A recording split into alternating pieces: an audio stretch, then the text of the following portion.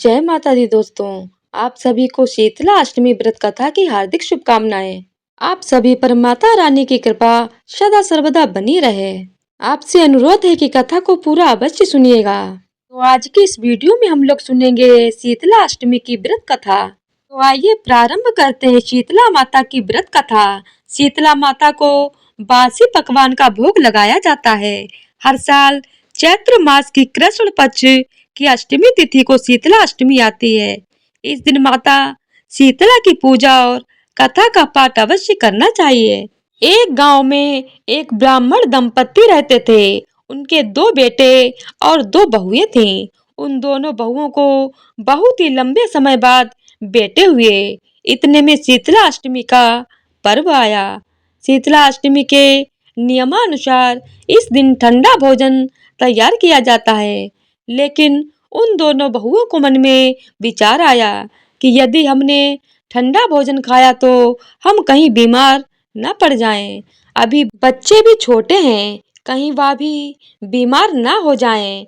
ऐसे में उन दोनों ने चुपचाप अपने खाना खाने के लिए दो बाटियां पशुओं के दाना देने वाले बर्तन में बनाकर तैयार कर लीं। इसके बाद दोनों बहुएं अपनी सास के साथ माता शीतला की पूजा करके घर आईं और माता की कथा सुनी। पूजा से लौटकर आने के बाद सास तो शीतला माता के भजन गाने लगी, लेकिन दोनों बहुएं बच्चे के रोने का बहाना बनाकर वहां से घर लौट आईं। इसके बाद दोनों ने पशुओं के बर्तन से गरम-गरम बाटी निकाली और उनका सेवन किया। इसके बाद जब सास घर वापस आई तो उसने दोनों बहुओं को आवाज लगाई और उनसे भोजन करने के लिए कहा। दोनों से ठंडे भोजन का सेवन किया और फिर अपने काम में लग गईं। इसके बाद सास ने काफी देर बाद कहा कि बच्चे बहुत देर से सोए हैं, उन्हें उठाकर भोजन करा के सुला दो। बहुएं जैसे ही अपने बच्चों को उठाने के लिए गईं, उन्होंने देखा कि बच्चे मृत हैं। ऐसा शीतला माता के प्रकोप के कारण हुआ। बहुएं विवश हो गईं। सास को सारी बात बता दी तो वह बहुओं से लड़ने लगी। सास बोली कि तुम दोनों ने अपने बेटों की बदौलत शीतला माता की अवहेलना की है, इसीलिए मेरे घर से निकल जाओ और कैसे भी बेटों को स्वस्थ लेकर ही घर वापस आना। अपने मृत बेटों को लेकर दोनों बहुएं घर से निकल गईं और रास्ते में जाते हुए एक जीर्ण वृक्ष के पास पहुंच गईं। यह खेजड़ी के वृक्ष के नीचे पहुंची। इसके नीचे दोनों ओरी शीतला दो बहनें बैठी थीं। दोनों के बालों में जूं थी। वहीं दोनों बहुएं थक गई थीं। दोनों बहुएं ओरी और शीतला के पास पहुंची। उन दोनों ने ओरी और शीतला के सिर से बहुत सारे जुएं निकाले। जुओं का नाश होने से औरी और शीतला ने अपने मस्तक में बड़ी शीतलता का अनुभव किया और उनसे कहा कि तुम दोनों ने हमारे मस्तक को शीतल ठंडा किया है, वैसे ही तुम्हें पेट की शांति मिले। इतने पर दोनों बहुएं बोली कि हम पेच का दिया हुआ ही लेकर मारी मारी भटक रहे हैं, लेकिन शीतला माता के दर्शन नहीं हुए हैं। शीतला माता ने कहा कि तुम दोनों ने पाप किया है, तुम दुष्ट हो, दुराचारिणी हो, तुम्हारा तो मुख देखने तक योग्य नहीं है। शीतला सप्तमी के दिन ठंडा भोजन करने के बदले तुम दोनों ने गर्म भोजन कर लिया था। इतना सुनते ही बहुओं ने शीतला माता जी को पहचान लिया और दोनों ने शीतला माता को प्रणाम किया और गिड़गिड़ाते हुए बोले कि हमने अनजाने में गरम खाना खा लिया। आपके प्रभाव को हम नहीं जानते थे। आप हमें क्षमा करो। हम फिर कभी भी ऐसा नहीं करेंगे। उनके ऐसे वचन सुनकर शीतला माता प्रसन्न हुई और शीतला माता ने मृतक बालकों को जीवित कर दिया। इसके बाद बहुएं अपने बच्चों को लेकर फिर से गांव लौट आईं। जब गांव वालों को पता चला कि शीतला माता ने उनको दर्शन दिए हैं तो लोगों ने बहुत धूमधाम से उनके स्वागत किया और उन्होंने कहा कि हम गांव में शीतला माता के मंदिर का निर्माण करवाएंगे। शीतला माता ने जैसे उन दोनों बहुओं पर अपनी कृपा दृष्टि रखी वैसी माँ हर किसी पे अपनी कृपा दृष्टि बनाए रखना। तो बोलिए शीतला माता की जय हो। इस व्रत में अष्टमी के दिन कलश स्थापित कर माता का पूजन किया जाता है तथा प्रार्थना की जाती है कि चेचक, गलघोंटू, बड़ी माता, छोटी माता, तीव्र दहा, दुर्गंध युक्त फोड़े नेत्र रोग और शीतल जनित सभी प्रकार के दोष शीतला माता की आराधना पूजा से दूर हो जाएं। इस दिन शीतला स्रोत का पाठ शीतल जनित व्याधि से पीड़ितों के लिए हितकारी है। स्रोत में भी स्पष्ट उल्लेख है कि शीतला दिगंबर हैं, गदर्भ पर आरूढ़ हैं, सूप मार्जनी और नीम पत्तों से अलंकृत हैं। इस अवसर पर शीतला माँ का पाठ करके निरोग रहने के लिए प्रार्थना की जाती है। तो आइए प्रारंभ करते हैं शीतला माता की दूसरी कथा। एक बार एक राजा के इकलौते पुत्र को शीतला चेचक निकली। उसी के राज्य में एक काची पुत्र को भी शीतला निकली हुई थी। काची परिवार बहुत गरीब था पर भगवती का उपासक था। वह धार्मिक दृष्टि से जरूरी समझे जाने वाले सभी नियमों को बीमारी के दौरान भी भली भांति निभाता रहा। घर में साफ सफाई का विशेष ख्याल रखा जाता था। नियम से भगवती की पूजा होती थी। नमक खाने पर पाबंदी थी। सब्जी में ना तो छौंक लगता था और ना कोई वस्तु भुनी तली जाती थी। गरम वस्तु ना वह स्वयं खाता ना शीतला वाले लड़के को देता था। ऐसा करने से उसका पुत्र शीघ्र ही ठीक हो गया। उधर जब से राजा के लड़के को शीतला का प्रकोप हुआ तब से उसने भगवती के मंडप में सतचंडी का पाठ शुरू करवा रखा था। रोज हवन व बलिदान होते थे। राज पुरोहित भी सदा भगवती के पूजन में निमग्न रहते। राजमहल में रोज कढ़ाई चढ़ती, विविध प्रकार के गर्म स्वादिष्ट भोजन बनते। सब्जी के साथ कई प्रकार के मांस भी पकते थे। इसका परिणाम यह होता कि उन लजीज भोजनों की गंध से राजकुमार का मन चंचल उठता। वह भोजन के लिए जिद करता। एक तो राजपुत्र और दूसरे इकलौता। इस कारण उसकी अनुचित जिद भी पूरी कर दी जाती थी। इस पर शीतला का कोप घटने के बजाय बढ़ने लगा। शीतला के साथ साथ उसे बड़े बड़े फोड़े भी निकलने लगे जिनमें खुजली व जलन अधिक होती थी। शीतला माता की शांति के लिए राजा जितने भी उपाय करता शीतला माता का प्रकोप उतना ही बढ़ जाता, क्योंकि अज्ञानतावश राजा के यहाँ सभी कार्य उल्टे हो रहे थे। इससे राजा और अधिक परेशान हो गया। उसकी समझ में नहीं आ रहा था कि इतना सब होने के बाद भी शीतला माता का प्रकोप शांत क्यों नहीं हो रहा है।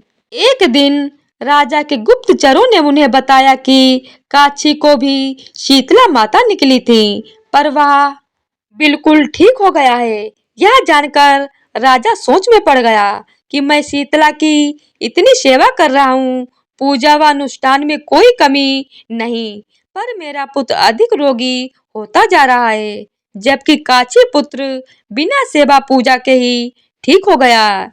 इसी सोच में उसे रात में नींद नहीं आई। श्वेत वस्त्र धारिणी भगवती ने उसे स्वप्न में दर्शन देकर कहा, हे राजन, मैं तुम्हारी सेवा अर्चना से प्रसन्न हूँ, इसीलिए आज भी तुम्हारा पुत्र जीवित है। इसके ठीक न होने का कारण यह है कि तुमने शीतला माता के समय पालन करने योग्य नियमों का उल्लंघन किया। तुम्हें ऐसी हालत में नमक का प्रयोग बंद करना चाहिए। नमक से रोगी के फोड़ों में खुजली होती है। घर की सब्जियों में छौंक नहीं लगाना चाहिए, क्योंकि इसकी गंध से रोगी का मन उन वस्तुओं को खाने के लिए ललचाता है। रोगी का किसी के पास आना जाना मना है, क्योंकि यह रोग औरों को भी होने का भय रहता है। अतः इन नियमों का पालन कर तेरा पुत्र अवश्य ठीक हो जाएगा। विधि समझाकर शीतला माता अंतर ध्यान हो गईं। प्रातः से ही राजा ने देवी की आज्ञा अनुसार सभी कार्यों की व्यवस्था कर दी। इससे राजकुमार की सेहत पर अनुकूल प्रभाव पड़ा और वह शीघ्र ही ठीक हो गया। इसी दिन भगवान श्री कृष्ण और माता देवकी का विधिवत पूजन करके मध्यकाल में सात्विक पदार्थों का भोग लगाना चाहिए। ऐसा करने से पुण्य ही नहीं मिलता, बल्कि समस्त दुखों का भी निवारण होता है। तो बोलिए शीतला माता की जय हो। तो आइए अब शीतला माता की पौराणिक एवं पावन कथा सुनाते हैं। एक बार शीतला माता ने सोचा कि चलो आज देखूं कि धरती पर मेरी पूजा कौन करता है, कौन मुझे मानता है। यही सोचकर शीतला माता धरती पर राजस्थान के डुगरी गांव में आई और देखा कि इस गांव में मेरा मंदिर नहीं है और न ही मेरी पूजा होती है। माता शीतला गांव की गलियों में घूम रही थीं। तभी एक मकान के ऊपर से किसी ने चावल का उबला पानी नीचे फेंका। वह उबलता पानी शीतला माता के ऊपर गिरा, जिससे शीतला माता के शरीर में फफोले छाले पड़ गए। शीतला माता के पूरे शरीर में जलन होने लगी।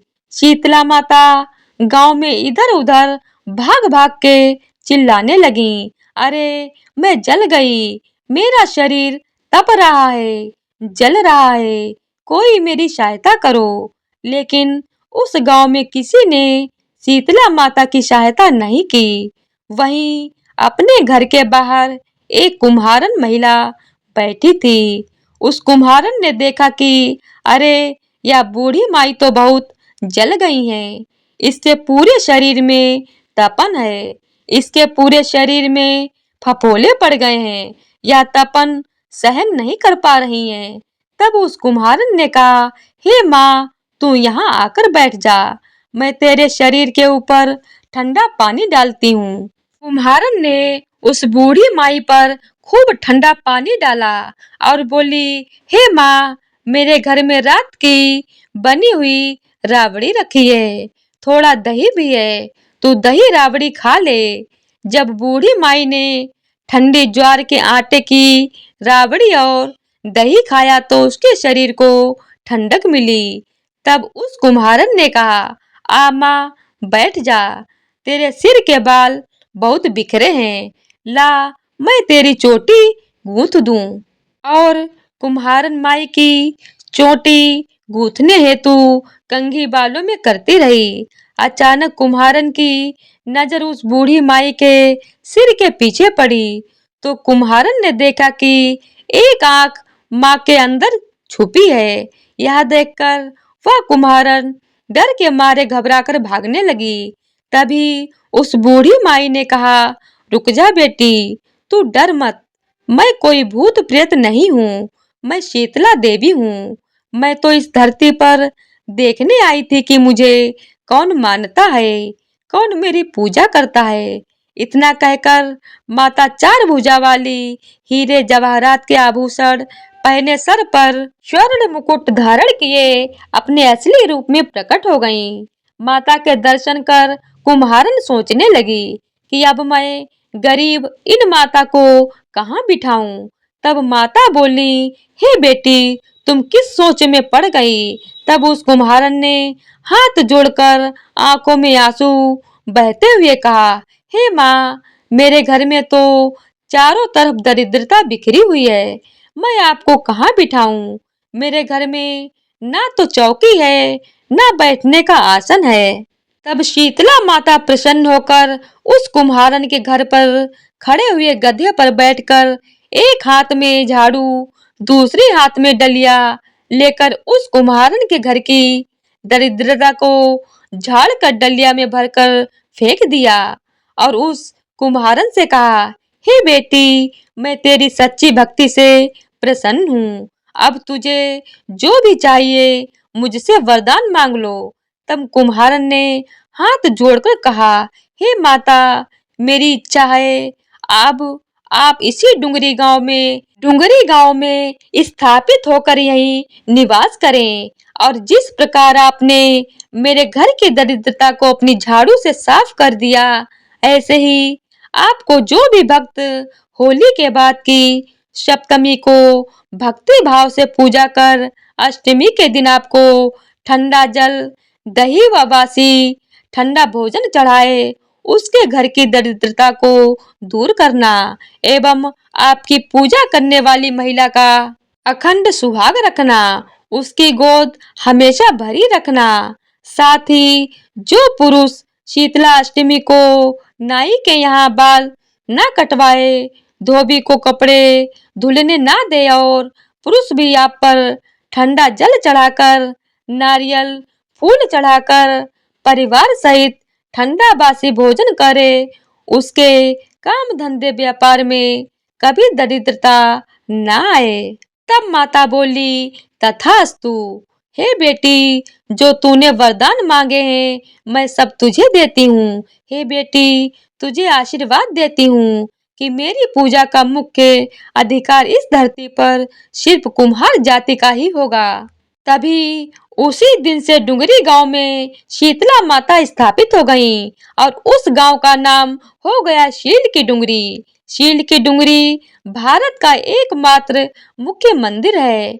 शीतला सप्तमी के दिन यहाँ बहुत विशाल मेला लगता है। तो प्रेम से बोलिए शीतला माता की जय हो। तो इसी तरह से शीतला अष्टमी की व्रत कथा संपूर्ण होती है। बोलिए शीतला माता की जय हो। तो आज की वीडियो अगर आप लोगों को पसंद आई हो तो वीडियो को लाइक, शेयर और चैनल को सब्सक्राइब कर दीजिएगा और कमेंट बॉक्स में जय हो शीतला माता की लिखना ना भूलिएगा। धन्यवाद।